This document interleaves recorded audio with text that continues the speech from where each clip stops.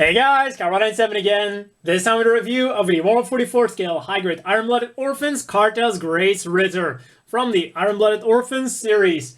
For colors, we're getting a very interesting green, very unique as well. So unique that my camera didn't want to pick it up and I had to change the settings on it, which is why now my background is kind of orangey. And to kind of put that special green to perspective, here is next to some other green mobile suits. We have the Jagan and the Nemo, so it's a very unique color scheme it's got going on. A little bit of emerald according to the manual that's in there. Then other than the greenish bluish color, we also get some black and gray for most of the joints. So those are all the colors we're getting for it, molded in plastic, meaning that all the other colors are stickers. Do get a fair amount of them, but for its price and for what it is, they are mostly to be expected. We have the big red ones on the shoulders, which you can argue would have been cool as a part, but you know, it is a cheap model kit. Then we have the big red one top of the head. We have two red ones that wrap around there. Not completely, but yeah, so be it. We have one yellow one for the visor. Then when we open it up, there is another yellow one right there. Not really the best one because it doesn't cover everything it should cover. Also, it's a flat sticker on the round surface, but fortunately it is easily hidden back there. And then we have two yellow ones wrapping around there, and finally one more yellow one that goes on his back. So overall for colors, the mobile suit itself is pretty much spot on once you put on the stickers, except for its accessories. The sword is molded in pitch black instead of gray, which would have been cool, but that is what you get for being a remold. So quickly moving on to articulation, head goes bit up, bit down, rotates around about that far until it hits the back. As I've already shown, opens up to reveal the extra camera.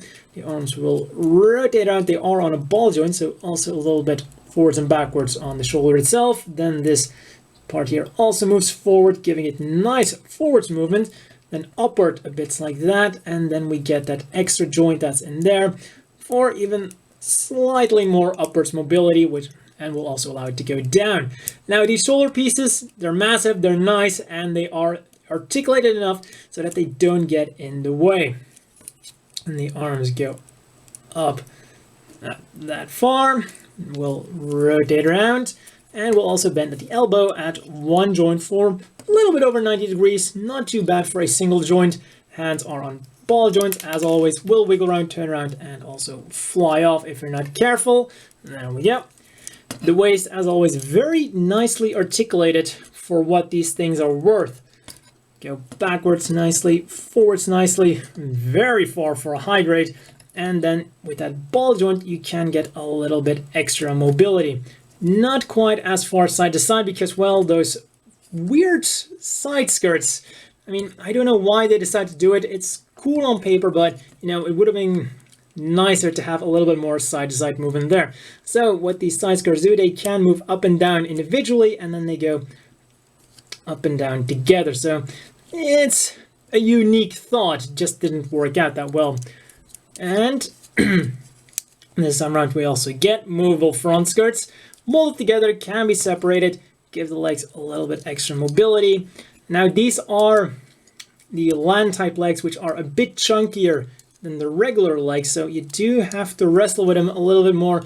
They don't go out as far backwards very nicely like that. Bend at the knees at two joints and go all the way, even with the extra land armor, with the extra land mobility. Then we'll rotate around. Then these hovering pods are on ball joints, so they will wiggle around a little bit and turn around all the way.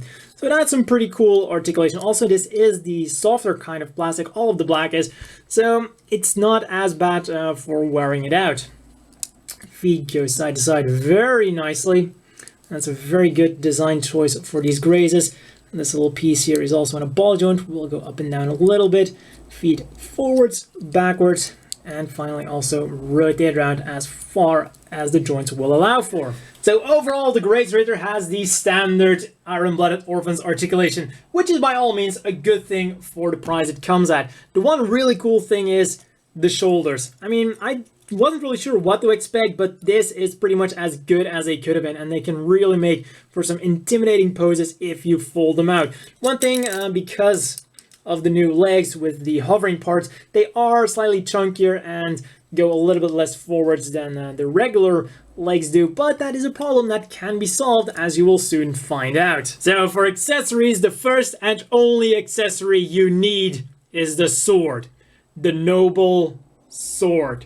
All you need goes into the hands absolutely perfectly, fits like a glove, like a sword should, just like an extension of the hand. It's perfect, it's noble, it's the only thing this guy needs. It has a peg on one side, so it can be mounted on either the left or the right side skirt. Like I said, all this thing needs. Sure, we get a rifle, has a movable extra handle, even has a peg to lock onto the arm as an extension, but it's so unnoble. And we're also getting an axe, but oh dear God, how barbaric. An axe for the Graze Ritter. No, that's no. How out of my sight. So barbaric, non-noble. I mean, everything you need in a war is nobleness and a sword. I mean, Jesus, you're piloting a giant robot. Of course you're going to use a sword. What else would you use? Now for other accessories that we're already getting. As I said in the beginning, it is a remold. So we're also getting the regular Graze pieces. You do get the regular space legs, and you also get the backpacks for space. So just in case you need to spread some more nobility in outer space, you do get the one that mounts onto the back skirt, which goes in there, and then you also get the two regular ones. Now normally they would want you to use them, well, either these or the ones that go in the back, but fortunately you can actually use all four of these, well, depending on how you're counting, at once. Now I call this the high mobility nobility, because, well, you get them anyway, so you might as well use them. I mean, just in case you gotta spread that nobility in outer space. Now for even more extra parts that we're getting, we also get the regular Graze's shoulders, we get the regular Graze's head parts, in case you don't want the mohawk, and we also get this extra chest piece. So that means, and of course all of these are completely usable, so that means that our Graze Ritter here does have a lot of customization options. I mean, you can make yourself a regular Graze, and you can make yourself the Graze Ritter, a custom Graze Ritter, high mobility, nobility. So really a lot of customization options, and it doesn't end there, because the manual also tells us that if you buy the Barbatos 6th form, you also get the parts to build yourself the regular Graze Ritter.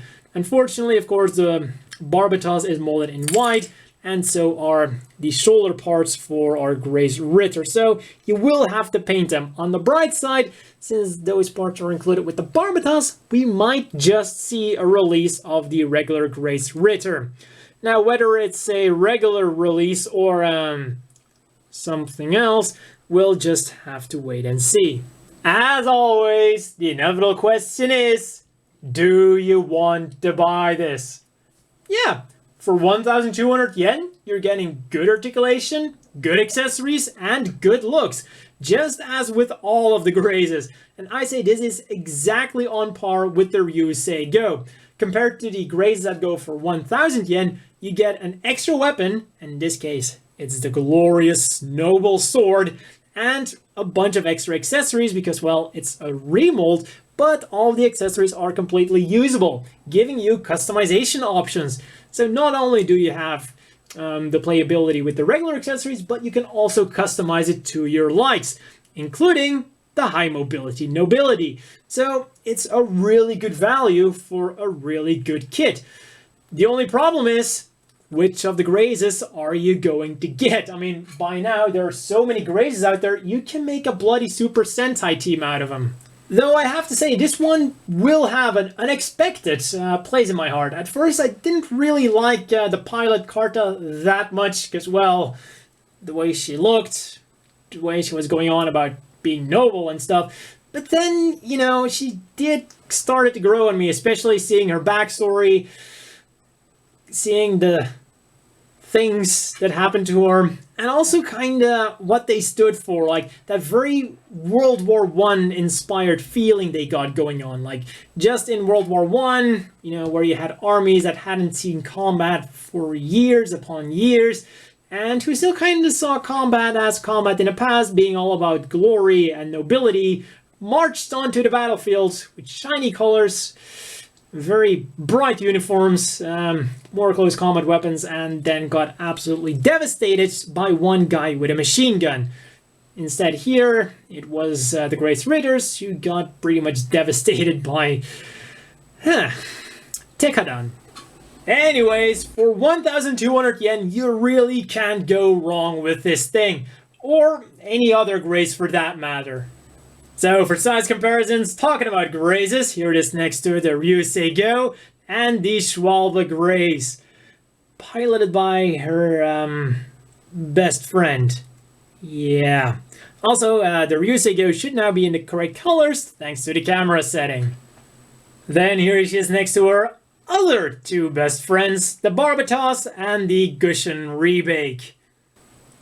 Then, with the Graze Ritter being such a knightly mobile suit, here it is next to the Gangagan and my custom Ganganon Black Knight.